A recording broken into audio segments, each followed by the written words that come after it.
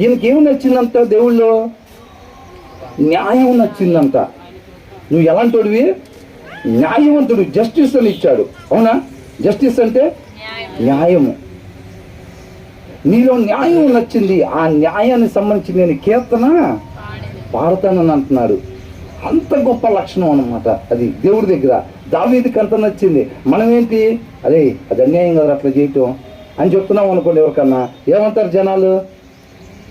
అదే వీడు వచ్చాడు రా, అన్నీ ఇంకా అట్లా చేయకూడదు, ఎట్లా చేయకూడదు, అది తప్పు కదరా, అది అన్యాయం కదరా అని అంటాడు. వీడితో మనకు వద్దురా, వీడితో మనకి కుదరదురా అని అంటాడు. ఏంటంట? వీడితో మనకు కుదరదురా బాబు, అన్ని న్యాయం ధర్మం అంటాడు వాడు అని అనుకుంటారు. వాళ్ళతో సావాసం చేయరు. అవునా కదా? అన్యాయంగా ఉండే వాళ్ళతో సావాసం చేస్తూ ఉంటారు అన్నమాట. కానీ దావీదుకి దేవుళ్ళో నచ్చిన లక్షణం ఏంటంట? దావీదుకి దేవుళ్ళో నచ్చిన లక్షణం లవ్ అండ్ జస్టిస్. ఆయన న్యాయం అంట. ఈయనకు అంత ఇష్టమైందన్నమాట. మన ఇష్టం ఏమైంది? మనకు న్యాయం అంటే ఇష్టమేనా?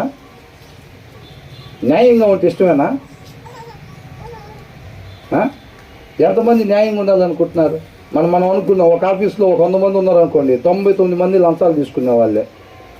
మనకు కూడా అదే ఆఫీస్లో ఉద్యోగం ఉంది.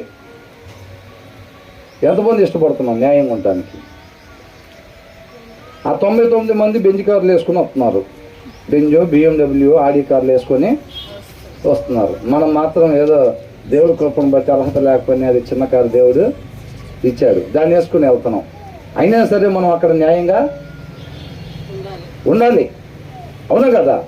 ఆ న్యాయాన్ని బట్టి అంతా ఈయన సంతోషపడిపోయి ఉబ్బి తబ్బిపోయేవాళ్ళలాగనమాట.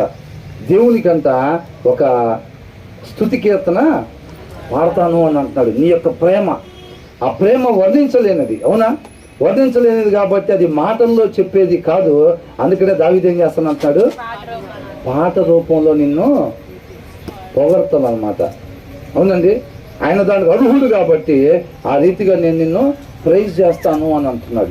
దావీదు ఇష్టం న్యాయంగా ఉంటే దావీదుకి ఇష్టం అని అంటున్నాడు. అలాంటి న్యాయవంతుడు ఉన్నాడు కాబట్టి ఆయనకి సంతోషం. రేపు ఆయనే తీర్పు తీరుస్తాడు కాబట్టి ఖచ్చితంగా ఈయనకు మేలే జరిగిద్దని ఒక నమ్మకం అన్నమాట.